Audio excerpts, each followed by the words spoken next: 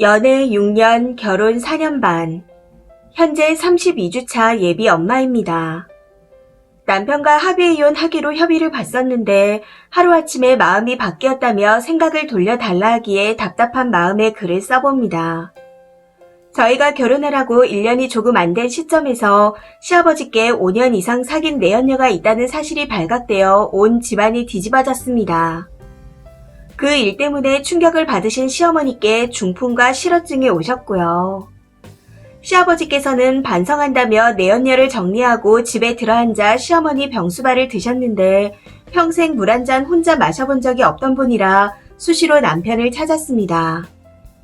시댁과 저희 집이 3, 40분 거리인데 당시 남편이 너무 힘들어 체중이 10kg 가까이 빠졌고 직장에서도 집중을 못해 경고를 2차례 정도 받았습니다.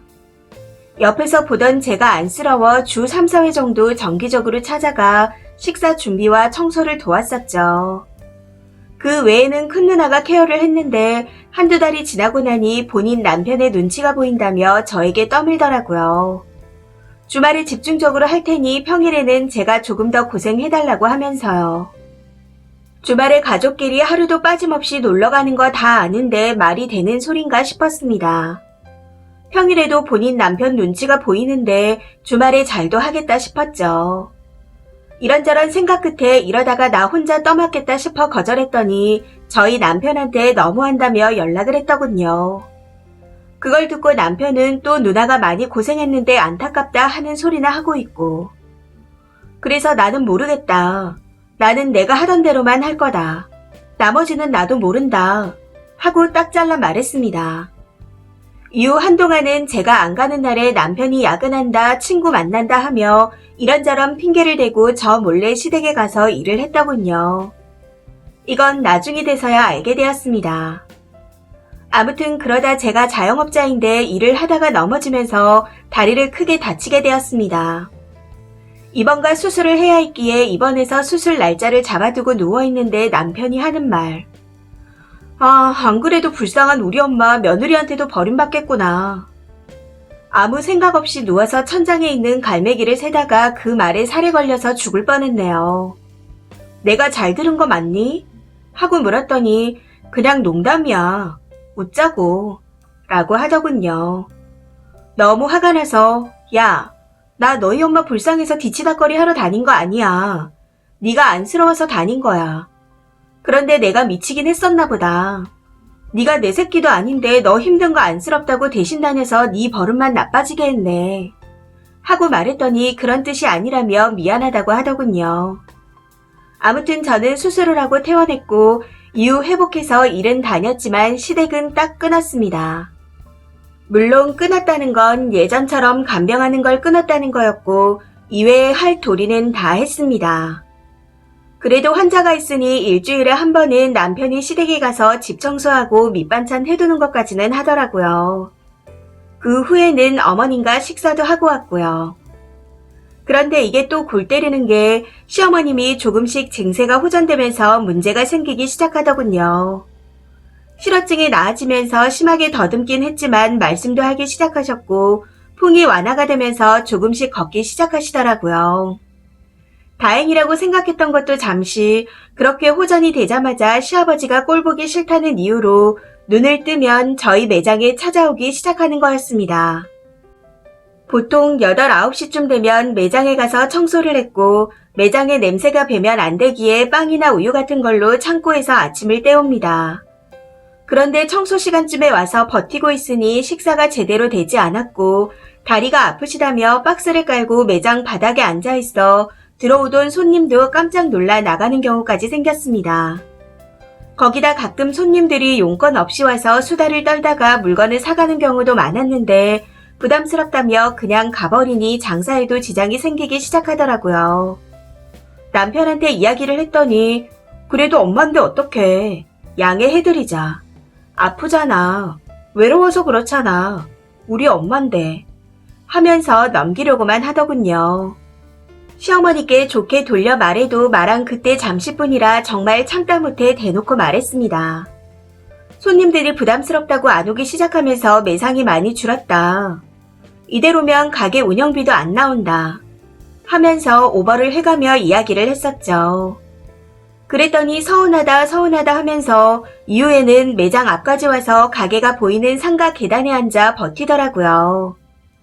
경로당에 가시라고 해도 몸이 그렇게 되고 나서는 다들 보는 눈빛이 이상해서 가까이 하고 싶지 않다며 거부하셨고 집도 싫다고 하셨습니다. 그러면서 내 자식이 최고다. 의지할 건 자식뿐이다. 그러니 버리지 마라. 너 일하는데 폐 안 끼친다.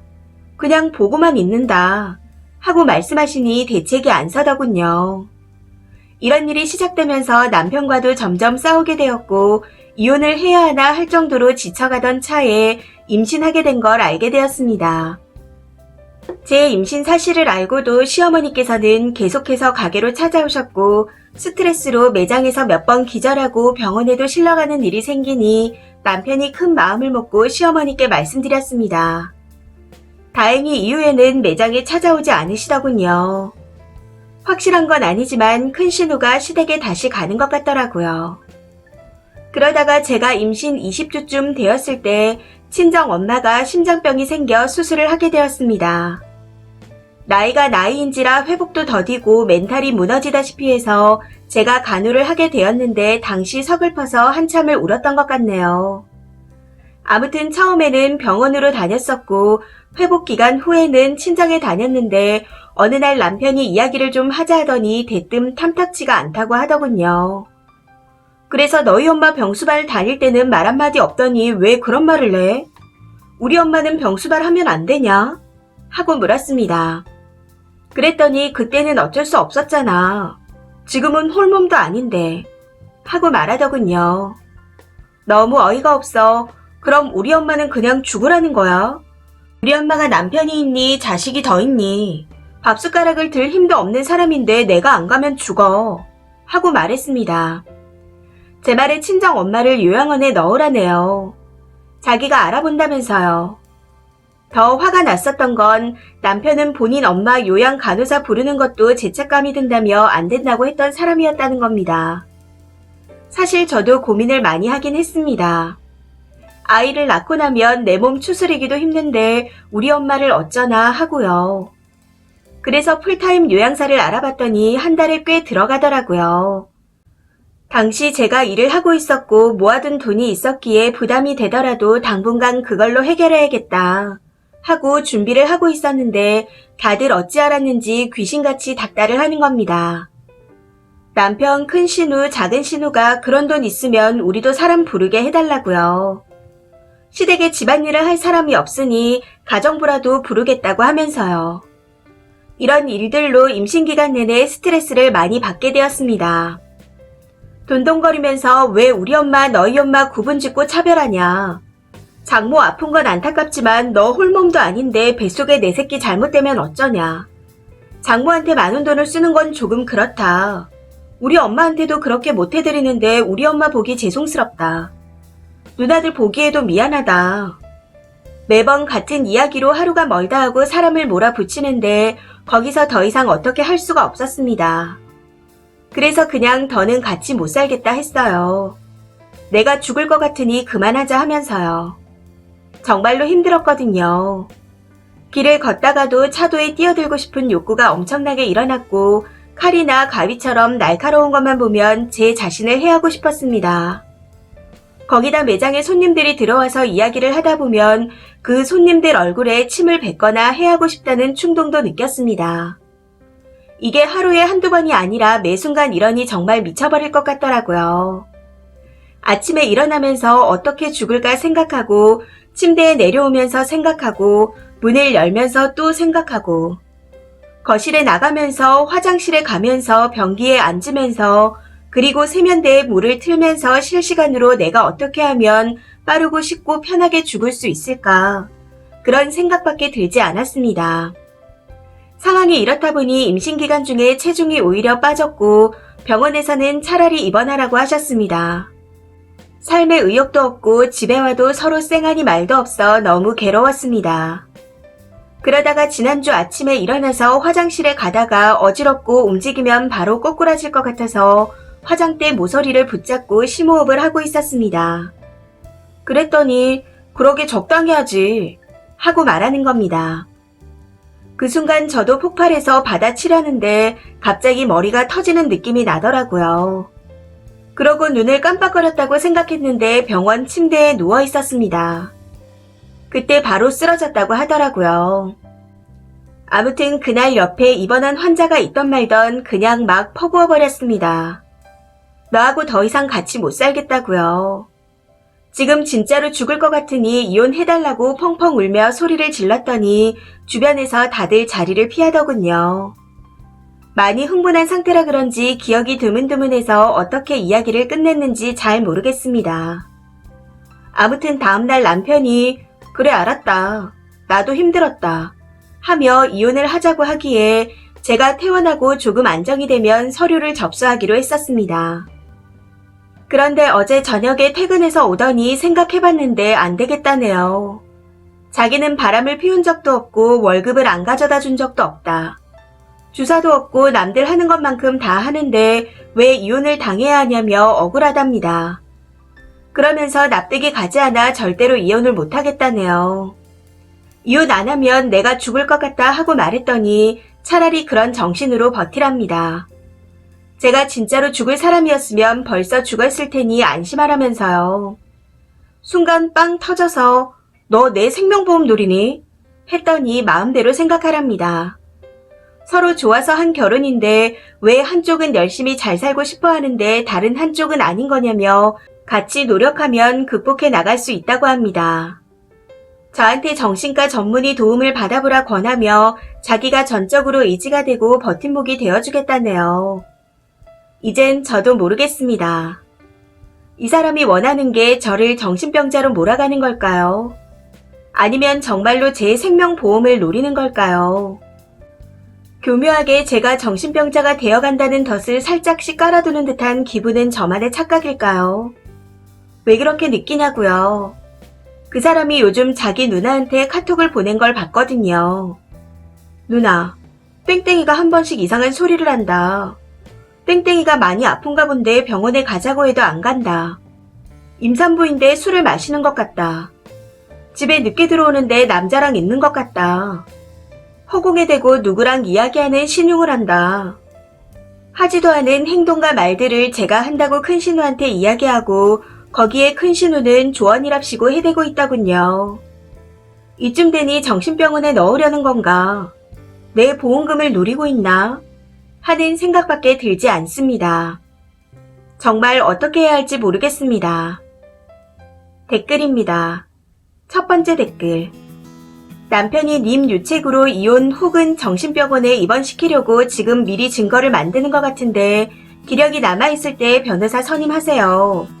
시간이 지날수록 그쪽은 가짜 증거를 만들어서 님이 불리하게 될 거예요.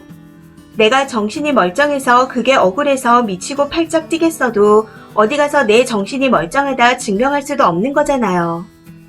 오히려 님이 나 멀쩡하다 나오면 짠하다는 말투로 정신 나간 사람들 전부 자긴 멀쩡하다고 한다. 할걸요. 내일이라도 당장 이혼 전문 변호사 알아보세요. 남편이 만든 증거를 깨트릴 반증도 상담하셔서 확보하시고요. 두 번째 댓글. 너무 안타깝고 화가 납니다. 마지막 누나와의 카톡 내용은 진짜 소름이 돋네요. 글을 쭉 읽어보니 남편이 머리가 좋은 것 같지 않고 오히려 멍청한 마마보이 같은데 갑자기 이혼 생각이 없다고 하는 건 옆에서 누가 조언을 해준 것 같습니다.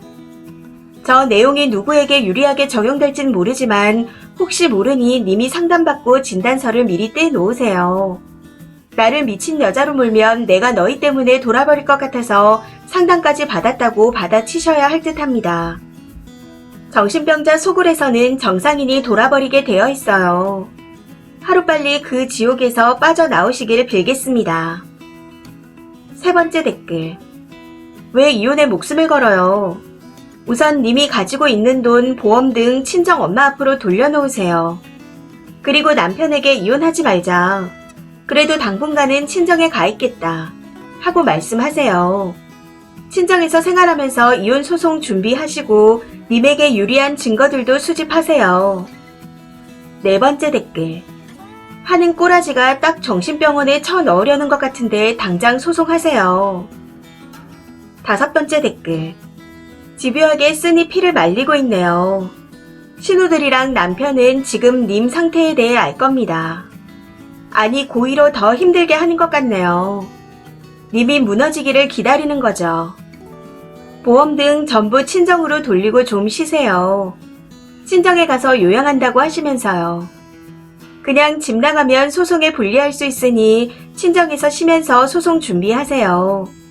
카톡 등 모든 증거 잡아서 소송해서 이혼할 수밖에 없습니다. 이 사연은 여기까지입니다. 시청해주셔서 감사합니다.